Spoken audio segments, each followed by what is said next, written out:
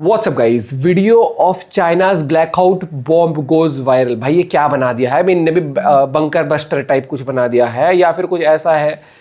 Blackout तो normally तभी कहते हैं जब बिजली चली जाती है, बिल्कुल हर एक चीज। तो देखते हैं, इंटरेस्टिंग है टाइटल काफी। करियर 247 चैनल से वीडियो प्रशांत धवन सर की 1 2 3 गो।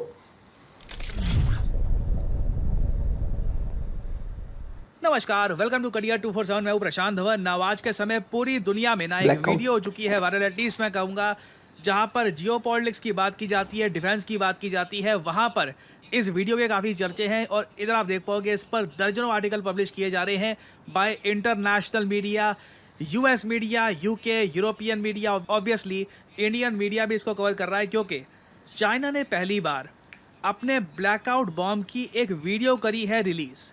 नाउ ये वीडियो एक 3D रेंडिशन है, मगर चाइना ने पहली बार दुनिया के सामने ओपनली एडमिट किया है कि इन लोगों ने ऐसे बॉम्ब बना रखे हैं जो एनिमी के एक पूरे शहर की बिजली उड़ा सकते हैं। जी हाँ, जो ब्लैकआउट बॉम्ब है ये लिटरली बिजली ठप करने के लिए बनाया गया है। आप देख पाओगे भारत के हिंदी मीडिया ने भी इसको कवर किया है, क्योंकि इस टाइप का जो ग्रेफाइट बॉम्ब है दुनिया मानती थी कि सिर्फ यूएसए के पास है। यूएसए ने एक्चुअली 1999 में ये बॉम्ब यूज भी किया था, और अपने आप में जो ये टेक्नोलॉजी है इस बॉम्ब की कमाल की है। और जो अटैक यूएसए ने किया था 1999 में, अब माना जा रहा है चाइना सेम टाइप का अटैक ताइवान पे करेगा। जो ये ग्रेफाइट बॉम्ब या फिर इसको जो ब्लैकआउट बॉम्ब कहा जा रहा है, ये प्राइमरली जो इम्पेंडिंग चाइनीज इन्वेजन है ताइवान की, उसके लिए बनाया गया है। ना जो चाइना की वीडियो रिलीज की गई है, ये पहले मैं आपको दिखाता हूँ ना। इधर यहाँ पे आप देख पाओगे ये है वो वॉर के लिए तैयारी कर रहा है, हमेशा तैयार रहना पड़ता है। अमेरिका कब से करके बैठा, इंडिया भी करेगा तैयार।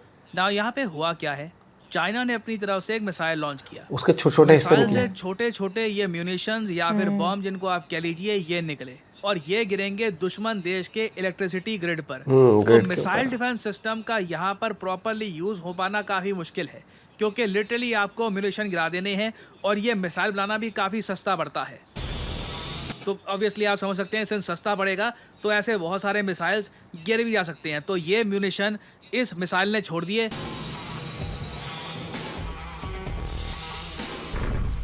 नाउ ये बहुत ही इंटरेस्टिंग पार्ट है। आप यहाँ पे कहोगे वेट, मैंने ये क्या देखा? ये म्यूनिशन ऊपर से नीचे गिरते हैं और फिर बाउंस करते हैं। जी हाँ, ये एक बार नीचे यहाँ पर जाएंगे, फिर बाउंस करेंगे, फिर इनमें से एक ऐसा सब्सटेंस निकलेगा जो ग्रेफाइट से बनता है। सिंस इसको ग्रेफाइट बॉम्ब कहा जाता है, इसका रीज़न यही है कि जो भी यहाँ पे सर्किट्स है ना इस इलेक्ट्रिसिटी ग्रिड में, ये सब बिल्कुल जैम हो जाएंगे और एक काफ़ी लंबे डिस्टेंस तक इलेक्ट्रिसिटी ट्रांसमिट नहीं कर पाएंगे। इधर आप देख पाओगे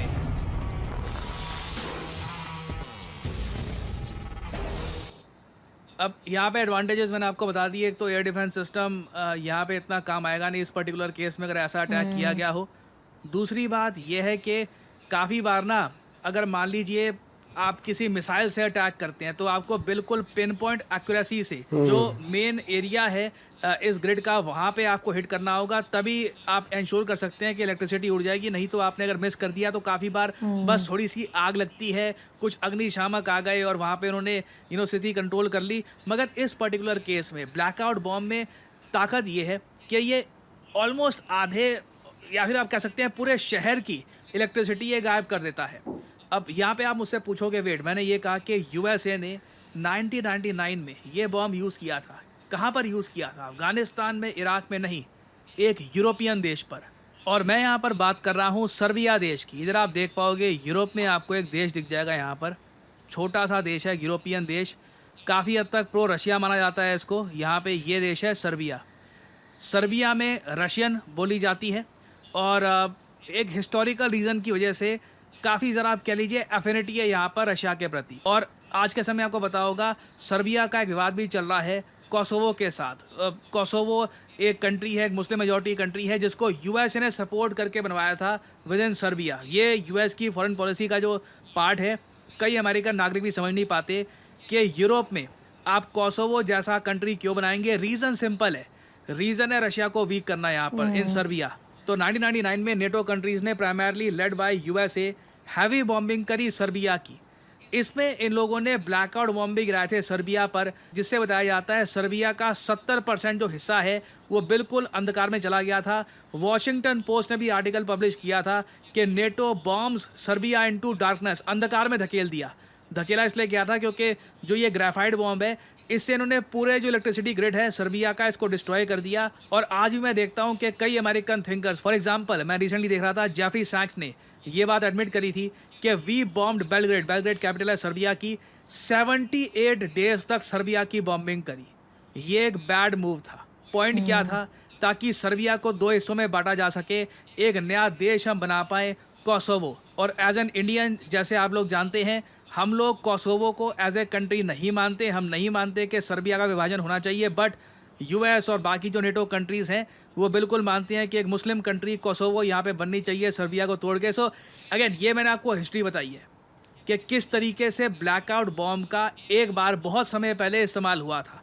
उसके बाद यूएसए ने ब्लैकआउट बॉम्ब का ज़रा यूज़ किया नहीं है, बट चाइना आज के समय डेमोन्स्ट्रेट कर रहा है कि इन लोगों ने भी एक ज़्यादा एडवांस्ड ब्लैकआउट बॉम्ब तैयार कर दिया है जो ऑब्वियसली ये यूज़ कर सकते हैं ताइवान के अब ऊपर। यहाँ पे आप अगर पूछोगे क्या भारत पे यूज़ हो सकता है ये, आई मीन चांसेस बहुत कम है। इन लोगों को लिटरली जो मिसाइल लॉन्चर है उत्तराखंड के पास लाना होगा तो जाकर हो सकता है मे बी ये कुछ हमारे बड़े एरिया शहरों में को बस, टारगेट कर पाए, बट खतरा बिल्कुल बना हुआ है। चाइना ये जो ब्लैकआउट बॉम्ब है पाकिस्तान को भी कल को एक्सपोर्ट कर सकता है, पाकिस्तान यूज कर सकता है इसको अगेंस्ट इंडिया। और अगर आप पूछें इसका तोड़ क्या है, हम यहाँ पर किस मेन तरीके ये से है इसको क्योंकि काउंटर कर सकते हैं, आंसर यही डिफेंस है सिस्टम तो नहीं कर कॉन्स्टेंटली अपने एयर डिफेंस सिस्टम को अपग्रेड अपग्रेड करते करते रहो। रहो। अपने जो फाइटर जेट्स हैं इनकी इंटरसेप्शन करने की जो एबिलिटी है इसको इम्प्रूव करो। और साथ ही साथ हमको ये भी रिसर्च करनी होगी कि हम अपने जो इम्पोर्टेंट इलेक्ट्रिसिटी ग्रिड है उनको ये ब्लैकआउट बॉम्ब प्रूफ कैसे बना सकते हैं। ये बहुत इंपॉर्टेंट है मेरे हिसाब से। भारत में हमें एटलीस्ट 50% जो हमारे इंपॉर्टेंट इलेक्ट्रिसिटी ग्रिड्स हैं स्पेशली बॉर्डर एरिया के आसपास उनको ब्लैकआउट बॉम्ब प्रूफ बनाना चाहिए, क्योंकि हमें पता नहीं कल को क्या हो सकता है। हाँ। और अगर यहाँ पे आप ये सोच रहे हैं कि यहाँ पे ये यूट्यूब पर बैठ के इस आदमी को बताए कि ये हमको करना चाहिए तो हम करते क्यों नहीं है? वेल खर्चा बहुत आता है इसमें, मैं समझ सकता हूँ। भारत सरकार भी कहाँ खर्चे, जब आप खर्चने पे आते हो ये खर्चा है, यहाँ पे भी आपको खर्चा करना है। फॉर एग्जांपल मैं आपको ये बताऊं, ग्रेफाइट बॉम्ब से अगर आपको बचा कर रखना है अपने इलेक्ट्रिसिटी ग्रिड को तो आपको हाई लेवल इंसुलेशन वहाँ पे करवानी होती है, ये एक नोन फैक्ट है। अब उस लेवल की इंसुलेशन करवाने में मिलियंस ऑफ डॉलर्स का खर्चा आता है और इसलिए कई देश इसको करवाते नहीं हैं। धीरे धीरे ये करवाई जाएगी आई थिंक। एक बार अगर मान लो हाइपोथेटिकली स्पीकिंग चाइना ताइवान पर ये जब यूज करता है ये बॉम्ब्स इन द फ्यूचर वैसा माहौल हो जाएगा ना, सडनली आप देखोगे ग्रेफाइट बॉम्ब की जो अवेयरनेस है और बढ़ जाएगी, जो इसको लेकर जो चिंता है ये काफ़ी तक और बढ़ जाएगी। बट मेरा ये मानना है जो इम्पोर्टेंट क्रिटिकल हमारे इलेक्ट्रिसिटी ग्रिड्स हैं एटलीस्ट वहाँ पर तो हमको इंसुलेशन हाई लेवल स्टार्ट कर देनी चाहिए, क्योंकि again better to be prepared than be sorry. जिस तरीके से चाइना अब ओपनली पाकिस्तान को सपोर्ट कर रहा है, हमें पता नहीं कल को जो ये ग्रेफाइट बॉम्ब है कहाँ पहुँचेगा। मैं सरप्राइज नहीं होऊंगा कल को ये जो बॉम्ब है ये चाइना पाकिस्तान को पकड़ा दे, पाकिस्तान बोल दे लीक हो गया, किसी आतंकवादी ग्रुप के पास पहुंच गया है, वो इसको यूज करना स्टार्ट कर दे। जबकि लीक तो खुद ही करेंगे। ये नई टेक्नोलॉजी नहीं है, काफ़ी लंबे समय से ये बॉम्ब एग्जिस्टेंस में रहा है। बट अब क्या है कि इस बॉम्ब को ना ज़्यादा ईजिली अवेलेबल बना दिया जा चुका है thanks to the mass reserves of graphite. एक टाइम पर ग्रेफाइट की काफ़ी कमी होती थी, आज के समय कई देशों में ग्रेफाइट मिल चुका है, ग्रेफाइट मार्केट में रेगुलरली अवेलेबल है। तो कई देश आज के समय ग्रेफाइट बॉम्ब बना रहे हैं। एक काम ऑब्वियसली हम ये कर सकते हैं, खुद भी ऐसे ग्रेफाइट बॉम्ब बना सकते हैं, आगे वाले के पहले डरा के बिठा दो, हम बता ले पाए भाई कि अगर तुम करोगे तो अटैक होता है इस टाइप का तो हम भी रिस्पॉन्स में ऐसा अटैक करने के लिए ये सो अगेन ये अनफॉर्चुनेट बात है कि मॉडर्न वॉरफेयर में ना सिविलियन इंफ्रास्ट्रक्चर को टारगेट करना एक कांस्टेंट वॉर टैक्टिक बन चुका है। ये अनफॉर्चुनेटली मुझको बोलना पड़ेगा, रशिया ने भी किया यूक्रेन के साथ, कई बार उनकी जो इलेक्ट्रिसिटी ग्रिड है ये डिस्ट्रॉय कर दी है और मेरे हिसाब से ये इनह्यूमेन है, नहीं करना चाहिए। मिलिट्री पर करो, हमेशा मिलिट्री पर करो। बाद हॉस्पिटल्स, इंपॉर्टेंट जो इंटेंसिव केयर यूनिट्स होते हैं और वेरियस और बिल्डिंग्स में इलेक्ट्रिसिटी नहीं पहुंच पाती, जिससे आम जनमानस, इनोसेंट लोग जिनका कोई वास्ता नहीं है, कोई रिलेशन नहीं है इस वॉर से, वो भी सफ़र करते हैं। पर्सनली आप अगर मुझसे पूछे इस टाइप के जो ये ब्लैकआउट बॉम्ब्स, ग्रेफाइट बॉम्ब्स हैं, इनको ऑल टुगेदर एक बैन कर देना इंटरनेशनल चाहिए। ट्रीटी के अंडर बैन कर जैसे देना वो चाहिए। वाले इनका थे ना use जो होता है, ईरान ने चलाए थे उसके ऊपर, कंडेमनेशन होनी बाद में चाहिए, फटते थे, sanction उनको लगने भी चाहिए, बैन but करा हुआ था। लग रहा है दुनिया वेट कर रही है कि एक बार यूज हो जाए इस ग्रेफाइट बॉम्ब का बड़े स्केल पर, उसके बाद ही यूएन जागेगा। तो अभी देखिए इस टॉपिक से रिलेटेड बहुत सी अपडेट्स आएंगी, कुछ नई अपडेट आती है तो मैं आपके लिए बाद में अपडेटेड वीडियो लाता रहूंगा। फाइनली यहाँ पे आप लोगों से मैं हमेशा, मुझे ये लगता है कि देखो जब वॉर होता है, पहली बात तो वॉर होने नहीं चाहिए। दूसरी बात, अगर वॉर होते हैं हमेशा ये कहा जाता है कि म्यूचुअल अंडरस्टैंडिंग होती है कंट्रीज की कि मिलिट्री ठिकानों पर टारगेट होगा और मिलिट्री के साथ डायरेक्ट जंग होगी, आम इंसानों के साथ नहीं। और ये बार बार देखा जाता है, लेकिन फिर भी रशिया भी इसमें चूका है। चूका क्या, उसने करी है वैसी चीज़ें, ईरान ने भी बहुत करी हैं, और फिर इजराइल पे भी आ जाता है। अब देखो इजराइल को बोलो ना बोलो, लेकिन हाँ उनकी तरफ से भी हो जाता है। क्यों? क्योंकि जो ठिकाने हैं वो तो आम जनता के पीछे बनाते हो। अब हमारे मिलिट्री ठिकाने होंगे, कुछ होंगे, हम दूर बनाएंगे ना जनता से, लेकिन फिर भी आप स्पेसिफिकली अगर आप जनता के ऊपर ही टारगेट करोगे तो अलग बात हो जाती है। ठीक है, आप ये हमेशा देखना कि इंडिया के जितने मिलिट्री ठिकाने ना, कभी भी ह्यूमन शील्ड नहीं बनाई जाती है। हाँ। ठीक है, और ये ईरान में देखा गया है, गाजा में जो करा गया इन्होंने, वो हमेशा शील्ड बना लेते हैं। और फिर जैसा भी पाकिस्तान में जब इंडिया ने ऑपरेशन दूर किया, उनके जितने भी वो थे ठिकाने थे, ट्रेनिंग कैंप्स थे, हर एक चीज़ थी जिनको उड़ाया गया वहाँ पर। फिर वीडियो की मासूम लोग, अरे क्या मासूम लोग, तुम्हारे साइड में जब चल रहा है कि तुम आँख के अंधे थे क्या? तुम्हें पता ही नहीं था कि क्या वहाँ पर हो रहा है? सबको पता होता है, सब चीज़ होती है, लेकिन वो हो जाता है ना कि जज्बा ही इतना ज़्यादा है कि भैया कि बस नफरत इतनी पाल लेते हैं लोग। कुछ पता है क्या, वॉर का हमेशा यही है कि आम इंसान पिस जाता है। हाँ।